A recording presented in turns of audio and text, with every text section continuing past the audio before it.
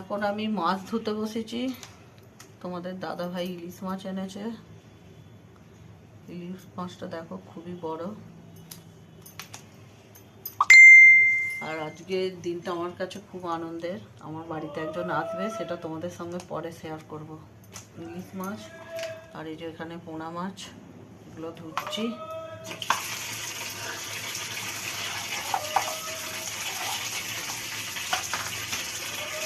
এই বেরিয়ে গেছে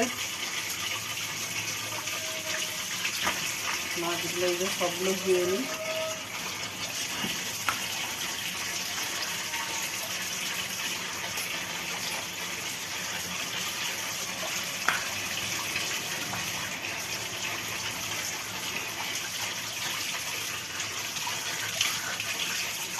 তো তোমরা আমার সঙ্গে থাকো, পরে দেখতে পাবে